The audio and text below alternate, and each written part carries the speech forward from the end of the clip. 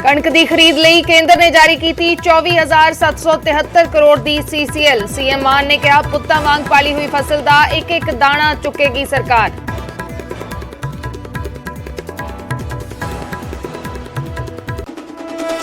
चंडीगढ़ च केंद्रीय service rule लागू करने के ऐलान का पंजाब च जबरदस्त विरोध। सीएम मान ने कहा अपने हक लई डट के लड़ेगा पंजाब। तां साबका सीएम बादल बोले चंडीगढ़ खोना चाहता केंद्र, पर कैप्टन ने फैसले का किया स्वागत। केंद्र के फैसले खिलाफ सड़कों ते उतरे चंडीगढ़ के ठेका मुलाजम। कहा जे लागू होए केंद्र के रूल तो साडा होएगा सब तो बड़ा नुकसान। घर घर राशन पहुंचावेगी मान सरकार। सीएम मान ने किया डोर स्टेप डिलीवरी स्कीम का ऐलान। केजरीवाल बोले दिल्ली 4 साल तो लागू करने की कर रहे हैं कोशिश, पर केंद्र पा रहा अड़िक्का। सुप्रीम कोर्ट पहुंचे बिक्रम मजीठिया। ड्रग का केस रद्द करने की पाई पटिशन। पटियाला जेल च बंद ने मजीठिया।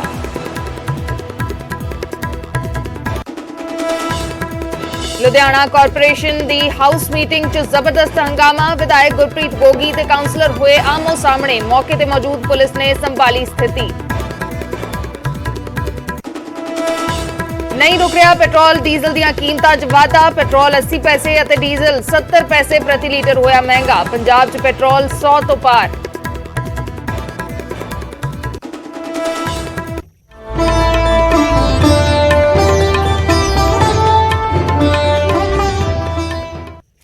सत श्री अकाल, मैं अर्शदीप संधू, न्यूज़ 18 पंजाब हरियाणा हिमाचल देख रहे दर्शकों का स्वागत है। शुरुआत करते हैं तेल दी कीमतां तो, जिन्हां दे विच लगातार इजाफा हो रहा है। अज फिर तेल दी कीमतां च वाधा होया। पंजाब च पेट्रोल 100 तो पार हुण हो चुक्या है।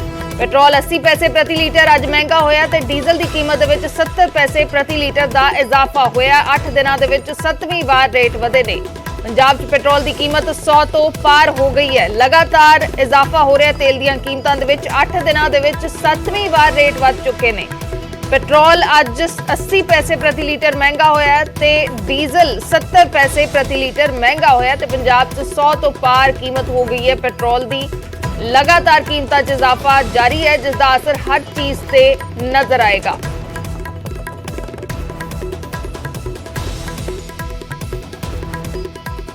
अठ दिनों दे विच 7वीं वार पेट्रोल ते डीजल का रेट वधिया है। अज फिर कीमतां वधियां ने। पेट्रोल 100 तो पार हो चुके। पंजाब दे विच लगातार कीमतां वध रही ने। 4 महीने के वक्फे तो बाद एक बार फिर तो कीमतां वधनियां शुरू हो गई ने ते लगातार वध रही ने। पिछले 8 दिनों च सिर्फ एक दिन ऐसा सी जिस दिन कीमत नहीं वधी। 8 दिनों च 7 वार पेट्रोल ते डीजल दीयां कीमतां वधियां ने।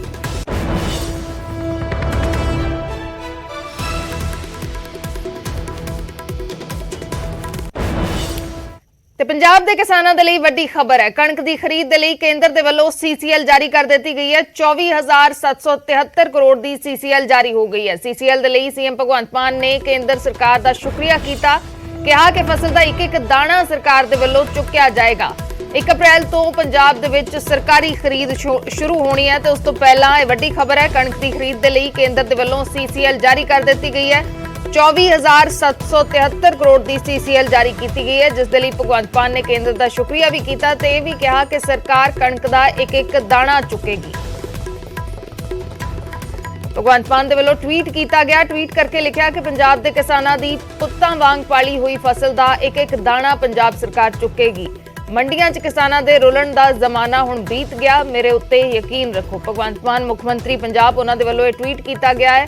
ट्वीट करके कह रहे हैं कि किसानों की पुत्तां वांग पाली फसल का एक एक दाना सरकार चुकेगी।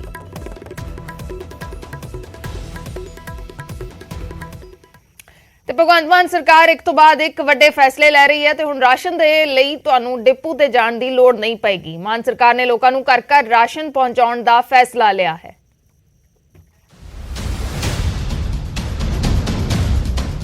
पंजाब 'ਚ ਆਪ ਸਰਕਾਰ ਬਣਦੇ ਹੀ ਦਿੱਲੀ ਮਾਡਲ ਦੀ ਝਲਕ ਦਿਖਣੀ ਸ਼ੁਰੂ ਹੋ ਗਈ ਸੀ ਅਤੇ ਦਿੱਲੀ ਦੀ ਤਰਜ਼ ਤੇ ਹੀ ਮਾਨ ਸਰਕਾਰ ਨੇ ਹੁਣ ਇੱਕ ਹੋਰ ਵੱਡਾ ਫੈਸਲਾ ਲਿਆ। ਹੁਣ ਰਾਸ਼ਨ ਦੇ ਲਈ ਤੁਹਾਨੂੰ ਡਿਪੂ ਤੇ ਧੱਕੇ ਖਾਣ ਦੀ ਲੋੜ ਨਹੀਂ, ਉਹ ਇਸ ਲਈ ਕਿ ਸਰਕਾਰ ਰਾਸ਼ਨ ਨੂੰ ਹੁਣ ਸਿੱਧਾ ਤੁਹਾਡੇ ਘਰ ਤੱਕ ਪਹੁੰਚਾਏਗੀ।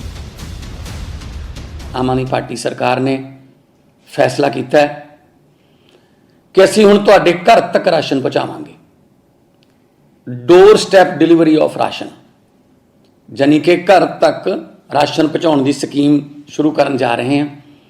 ਵਧੀਆ ਸਾਫ਼ ਬੋਰੀਆਂ 'ਚ ਸਾਫ਼ ਖਾਣਯੋਗ ਆਟਾ ਜਾਂ ਕਣਕ ਜਾਂ ਦਾਲ ਉਹ ਤੁਹਾਡੇ ਘਰੇ ਪਹੁੰਚੂਗੀ। ਜੇ ਰਾਸ਼ਨ ਡਿਪੂ ਤੁਹਾਡੇ ਬਿਲਕੁਲ ਨੇੜੇ ਹੈ ਤਾਂ ਤੁਸੀਂ ਕਹਿ ਸਕਦੇ ਹੋ ਕਿ ਮੈਨੂੰ ਕੋਈ ਪ੍ਰੋਬਲਮ ਨਹੀਂ, ਮੈਨੂੰ ਕੋਈ ਸਮੱਸਿਆ ਨਹੀਂ, ਮੈਂ ਰਾਸ਼ਨ ਡਿਪੂ ਤੋਂ ਆਪਣਾ ਜਿਹੜਾ ਹਿੱਸੇ ਦਾ ਰਾਸ਼ਨ ਲੈ ਕੇ ਆ ਸਕਦਾ, ਤਾਂ ਤੁਸੀਂ ਉਹ ਵੀ ਕਰ ਸਕਦੇ। ਇਹ ਤੁਹਾਡੇ ਫੈਸਲੇ ਤੇ ਨਿਰਭਰ ਕਰਦਾ ਹੈ ਕਿ ਤੁਸੀਂ ਡਿਪੂ ਤੋਂ ਰਾਸ਼ਨ ਲੈਣਾ ਚਾਹੁੰਦੇ ਹੋ ਜਾਂ ਫਿਰ ਉਸ ਦੀ ਹੋਮ ਡਿਲੀਵਰੀ। ਹਾਲਾਂਕਿ ਇਸ ਸਕੀਮ ਨੂੰ ਸਭ ਤੋਂ ਪਹਿਲਾਂ ਦਿੱਲੀ ਦੀ ਕੇਜਰੀਵਾਲ ਸਰਕਾਰ ਨੇ ਲਾਗੂ ਕੀਤਾ ਸੀ, ਪਰ ਕੇਂਦਰ ਸਰਕਾਰ ਨੇ ਡੋਰ ਸਟੈਪ डिलीवरी ਤੇ रोक ला दी थी। पिछले 4 साल से हम लोग इस योजना को, door step delivery of ration की योजना को लागू करने के लिए बहुत संघर्ष कर रहे हैं। सब कुछ हो चुका था, हमने सारा काम कर लिया था। केंद्र की भाजपा सरकार ने इसको रोक दिया।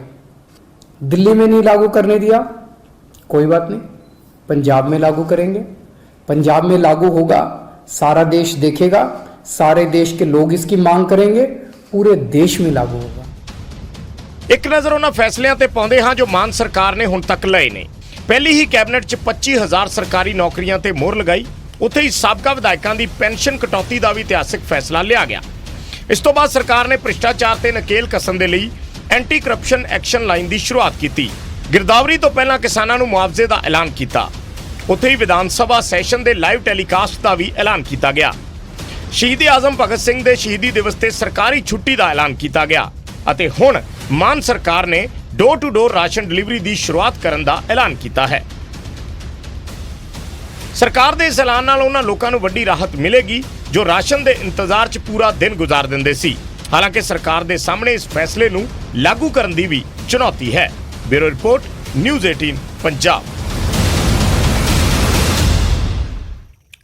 ਫੂਡ ਸਪਲਾਈ ਮੰਤਰੀ ਲਾਲਚੰਦ ਕਟਾਰੂ ਚੱਕ ਨੇ ਆਪਣੀ ਸਰਕਾਰ ਦੇ ਫੈਸਲੇ ਨੂੰ ਇਤਿਹਾਸਕ ਕਰਾਰ ਦਿੱਤਾ ਹੈ ਤੇ ਦਾਅਵਾ ਕੀਤਾ ਹੈ ਕਿ ਇਸ ਦੇ ਨਾਲ ਭ੍ਰਿਸ਼ਟਾਚਾਰ ਦੇ ਵਿੱਚ ਕਮੀ ਆਏਗੀ ਤੇ ਲੋਕਾਂ ਨੂੰ ਸਹੂਲਤ ਮਿਲੇਗੀ।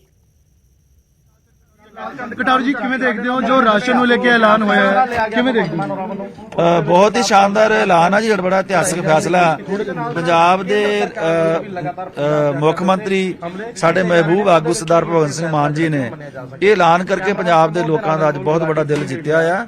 ਔਰ ਇਹਦਾ ਬੇਸਿਕ ਕਾਰਨ ਇਹ ਹੈ ਕਿ ਪੰਜਾਬ ਦੇ ਲੋਕਾਂ ਨੂੰ ਜਿਹੜਾ ਅਨਾਜ ਉਹਨਾਂ ਦੇ ਘਰਾਂ ਤੱਕ ਪਹੁੰਚਦੇ ਰਾਹ ਦੇ ਵਿੱਚ ਕਈ ਠੁੰਗੇ ਵੱਜਦੇ ਆ, ਕਈ ਰਾਹ ਦੇ ਵਿੱਚ ਕੱਟ ਲੱਗਦੇ ਆ।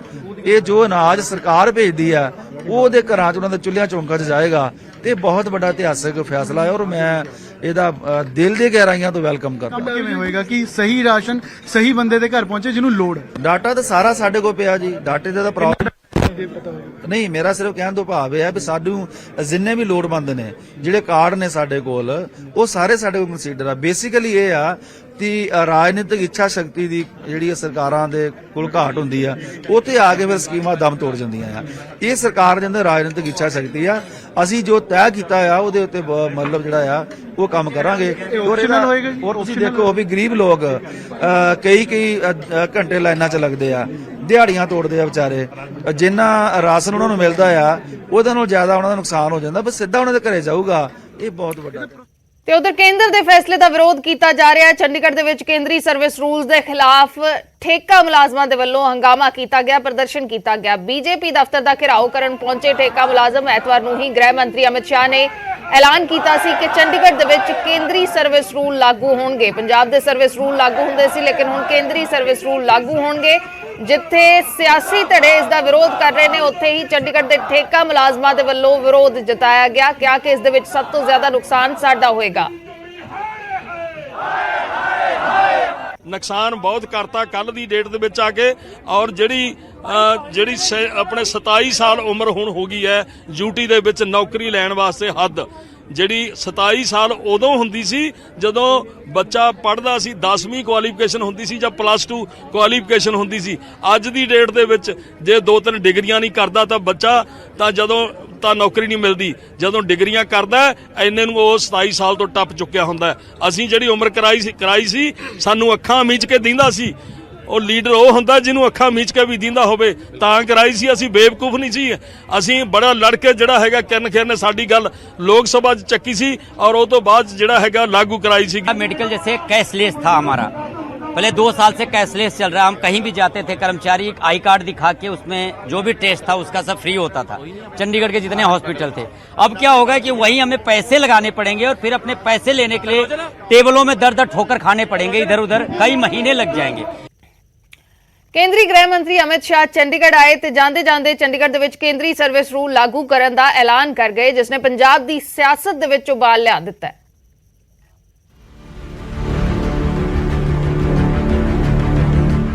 ਅਮਿਤ ਸ਼ਾਹ ਦੇ ਐਲਾਨ ਤੋਂ ਇੱਕ ਵਾਰ ਫਿਰ ਚੰਡੀਗੜ੍ਹ ਦਾ ਮਸਲਾ ਗਰਮਾਇਆ ਹੋਇਆ ਹੈ।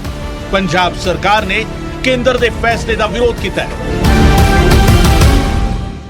ਪੰਜਾਬ ਦੇ ਮੁੱਖ ਮੰਤਰੀ ਭਗਵੰਤ ਮਾਨ ਨੇ ਟਵੀਟ ਕੀਤਾ ਤੇ ਕਿਹਾ ਕੇਂਦਰ ਸਰਕਾਰ ਚੰਡੀਗੜ੍ਹ ਤੇ ਦੂਜੇ ਸੂਬਿਆਂ ਦੇ ਅਧਿਕਾਰੀ ਅਤੇ ਮੁਲਾਜ਼ਮ ਥੋਪ ਰਹੀ ਹੈ।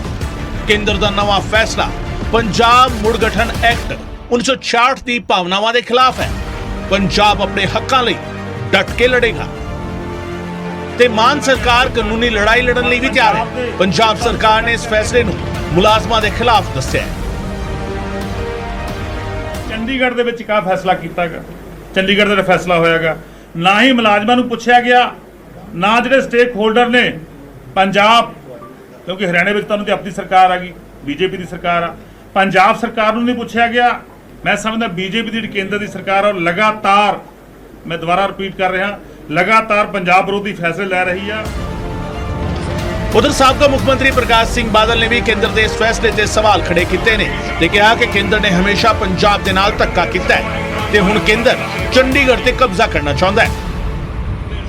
ਜਦੋਂ ਸਟੇਟਾਂ ਬਣੀਆਂ ਵੱਖ-ਵੱਖ ਬੋਲੀ ਦੇ ਆਧਾਰ ਤੇ ਤਾਂ ਹਿੰਦੁਸਤਾਨ ਦੀਆਂ ਸਾਰੀਆਂ ਸਟੇਟਾਂ ਜਿਹੜੀ ਪੇਰੈਂਟ ਸਟੇਟ ਸੀ ਉਹਨੂੰ ਉਹ ਕੈਪੀਟਲ ਦਿੱਤਾ ਤੇ ਨਵੀਂ ਸਟੇਟ ਨੂੰ ਜਿਹੜੀ ਉਹਦੇ 'ਚ ਨਿਕਲ ਕੇ ਬਣੀ ਉਹਨੂੰ ਬਣਾ ਕੇ ਦਿੱਤਾ। ਇਹ ਤਾਂ ਸਾਡੇ ਨਾਲ ਧੱਕਾ ਜੀ। ਹਾਲਾਂਕਿ ਬੀਜੇਪੀ ਇਸ ਨੂੰ ਬੇਤੁਕੀ ਸਿਆਸਤ ਕਰਾਰ ਦੇ ਰਹੀ ਹੈ ਤੇ ਦਾਅਵੇ ਨਾਲ ਕਹਿ ਰਹੀ ਹੈ ਕਿ ਚੰਡੀਗੜ੍ਹ ਤੇ ਪੰਜਾਬ ਦਾ ਹੀ ਹੱਕ ਹੈ ਤੇ ਇਸ ਨੂੰ ਕੋਈ ਖੋ ਨਹੀਂ ਸਕਦਾ। ਉੱਥੇ ਬੀਜੇਪੀ ਨੂੰ ਘੇਰਦਿਆਂ ਕਾਂਗਰਸ ਇਸ ਨੂੰ ਪੰਜਾਬ ਦੇ ਹੱਕਾਂ ਤੇ ਡਾਕਾ ਪਾਉਣ ਜਿਹਾ ਕਦਮ ਦੱਸ ਰਹੀ ਹੈ। ਇਸ ਤਰ੍ਹਾਂ ਇਹਨਾਂ ਨੇ ਪਹਿਲਾਂ BBMP ਦਾ ਕੰਟਰੋਲ ਖੋਇਆ ਸਾਡੇ ਤੋਂ, ਸਾਡੀ ਨੁਮਾਇੰਦਗੀ ਹਟਾ ਦਿੱਤੀ। ਉਸ ਤੋਂ ਪਹਿਲਾਂ ਜਿੱਦਾਂ BSF ਦੇ ਦਾਇਰੇ ਨੂੰ ਰੂਟੀਨ 50 ਕਿਲੋਮੀਟਰ ਤੋਂ ਵਧਾ ਕੇ 150 ਕਿਲੋਮੀਟਰ ਕਰ ਦਿੱਤਾ। ਇਹਦਾ ਮਤਲਬ ਇਹ ਆ ਕਿ ਪੰਜਾਬ ਕੇਂਦਰ ਦੀ ਸਰਕਾਰ ਪੰਜਾਬ ਨੂੰ ਆਪਣੇ ਰਿਮੋਟ ਕੰਟਰੋਲ ਰਾਹੀਂ ਚਲਾਉਣਾ ਚਾਹੁੰਦੀ ਹੈ। ਭਾਰਤੀ ਜਨਤਾ ਪਾਰਟੀ ਬੜਾ ਕਲੀਅਰ ਮਾਨਣਾ ਹੈ ਚੰਡੀਗੜ੍ਹ ਪੰਜਾਬ ਦਾ ਪੰਜਾਬ ਨੂੰ ਮਿਲਣਾ ਚਾਹੀਦਾ ਹੈ, ਲੇਕਿਨ ਵਿਰੋਧੀ ਧਿਰਾਂ ਸਿਰਫ ਰਾਜਨੀਤੀ ਕਰਨ ਵਾਸਤੇ ਹੋਛੀ ਰਾਜਨੀਤੀ ਕਰ ਰਹੀਆਂ ਨੇ, ਗਲਤ ਬਿਆਨਬਾਜ਼ੀ ਕਰ ਰਹੀਆਂ ਨੇ, ਲੋਕਾਂ ਨੂੰ ਗੁੰਮਰਾਹ ਕਰਨ ਦੀ। ਚੰਡੀਗੜ੍ਹ ਦੇ ਹੱਕ ਦਾ ਮਸਲਾ ਚੋਣਾਂ ਦੇ ਨੇੜੇ ਤੇੜੇ ਅਕਸਰ ਪੰਜਾਬ ਅਤੇ ਹਰਿਆਣਾ ਵਿੱਚ ਬੜੇ ਜ਼ੋਰਾਂ ਸ਼ੋਰਾਂ ਨਾਲ ਸੁਣਾਈ ਦਿੰਦਾ ਹੈ। ਇਹ ਪਹਿਲੀ ਵਾਰ ਹੈ ਜਦੋਂ ਚੋਣਾਂ ਖਤਮ ਹੋਣ ਤੋਂ ਬਾਅਦ ਨਵੀਂ ਸਰਕਾਰ ਬਣਨ ਤੇ ਨਵੇਂ ਸਿਰਿਓਂ ਇਹ ਮੁੱਦਾ ਸੁਰਖੀਆਂ ਵਿੱਚ ਹੈ। ਪੰਜਾਬ ਅਤੇ ਹਰਿਆਣਾ ਦੀ ਇਸ ਰਾਜਨੀਤਿਕ ਜੰਗ ਵਿੱਚ ਕੇਂਦਰ ਕੀ ਲਾਹਾ ਲੈਣਾ ਚਾਹੁੰਦਾ ਹੈ, ਇਹ ਵੱਡਾ ਸਵਾਲ ਹੈ।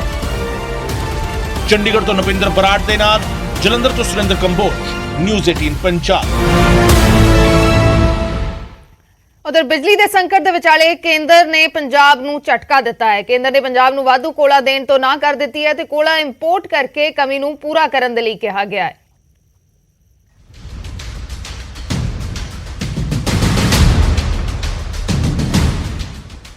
ਇੱਕ ਪਾਸੇ ਸੂਬੇ ਦੇ ਵਿੱਚ ਬਿਜਲੀ ਸੰਕਟ ਖੜਾ ਹੋ ਰਿਹਾ ਹੈ। ਕੋਲੇ ਦੀ ਘਾਟ ਕਾਰਨ ਥਰਮਲ ਪਲਾਂਟਾਂ ਦੇ ਵਿੱਚ ਬਿਜਲੀ ਦਾ ਲੋੜੀਂਦਾ ਉਤਪਾਦਨ ਨਹੀਂ ਹੋ ਰਿਹਾ ਤੇ ਇਸੇ ਵਿਚਾਲੇ ਕੇਂਦਰ ਨੇ ਸੂਬਾ ਸਰਕਾਰ ਨੂੰ ਝਟਕਾ ਦਿੱਤਾ ਹੈ। ਕੇਂਦਰ ਵੱਲੋਂ ਪੰਜਾਬ ਨੂੰ ਵਾਧੂ ਕੋਲਾ ਦੇਣ ਤੋਂ ਨਾ ਕਰ ਦਿੱਤੀ ਗਈ ਹੈ। ਕੇਂਦਰ ਨੇ ਪੰਜਾਬ ਸਮੇਤ ਸਾਰੇ ਸੂਬਿਆਂ ਨੂੰ ਚਿੱਠੀ ਲਿਖੀ ਹੈ ਜਿਸ ਦੇ ਵਿੱਚ ਸਾਫ਼ ਕਿਹਾ ਗਿਆ ਹੈ ਕਿ ਕੋਲੇ ਦੀ ਵਾਧੂ ਸਪਲਾਈ ਨਹੀਂ ਕੀਤੀ ਜਾਵੇਗੀ ਤੇ ਕੋਲਾ ਇੰਪੋਰਟ ਕਰਕੇ ਕਮੀ ਨੂੰ ਪੂਰਾ ਕਰਨ ਦੇ ਲਈ ਕਿਹਾ ਗਿਆ ਤੇ ਨਾਲ ਹੀ ਕਿਹਾ ਗਿਆ ਕਿ ਪ੍ਰਾਈਵੇਟ ਪਲਾਂਟ ਮਹਿੰਗੇ ਕੋਲੇ ਦਾ ਬਹਾਨਾ ਨਹੀਂ ਬਣਾ ਸਕਦੇ।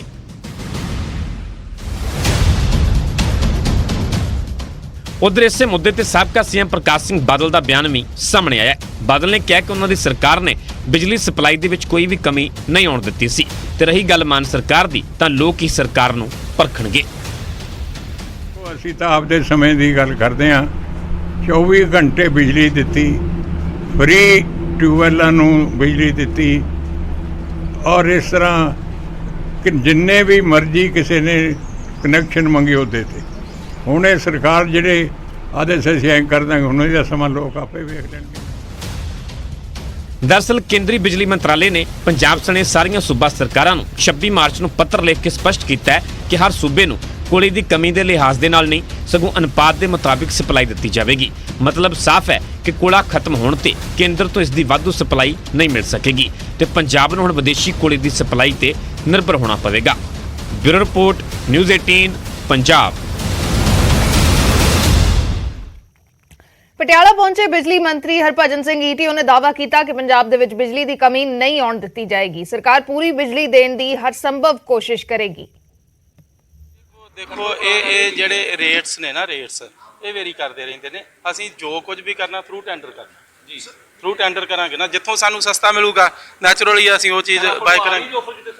ਬਿਲਕੁਲ, ਇਹ ਤੇ ਟੈਂਡਰ ਜਦੋਂ ਕਰਾਂਗੇ ਉੱਥੋਂ ਆਫਰਸ ਆਏਗੀ ਜੋ ਵੀ। ਹੁਣ ਕਿੱਲਤ ਆਏਗੀ ਜੀ? ਨਹੀਂ, ਕੋਈ ਕਿੱਲਤ ਨਹੀਂ ਆਏਗੀ। ਸੀਜ਼ਨ ਸ਼ੁਰੂ ਹੋ ਗਿਆ। ਆਈ ਅਸ਼ੋਰ ਯੂ ਕੋਈ ਕਿੱਲਤ ਨਹੀਂ ਆਉਣ ਵਾਲੀ। ਬਿਲਕੁਲ ਡਰਨ ਦੀ ਲੋੜ ਨਹੀਂ ਆ। ਸਰ ਜਿਹੜੀ ਮੰਗ ਹੈ 15000 ਮੈਗਾਵਾਟ ਤੇ ਵੀ ਜਾ ਸਕਦੀ ਹੈ। ਬਿਲਕੁਲ ਜਾ ਸਕਦੀ ਆ। ਵੀ ਆਰ ਰੈਡੀ ਅਸੀਂ ਤਿਆਰ ਹਾਂ। ਨਹੀਂ ਸਾਡੇ ਕੋਲ ਸਫੀਸ਼ੀਐਂਟ ਹੈ। ਸਾਡਾ ਕੋਈ ਵੀ ਥਰਮਲ ਪਲਾਂਟ ਬੰਦ ਹੋਣ ਨਹੀਂ ਜਾ ਰਿਹਾ। ਸਾਡੇ ਕੋਲ ਅਸੀਂ ਆਪਣੇ ਪੂਰੇ ਅਰੇਂਜਮੈਂਟ ਜਿਹੜੇ ਬਿਲਕੁਲ ਡਰਨ ਦੀ ਲੋੜ ਨਹੀਂ।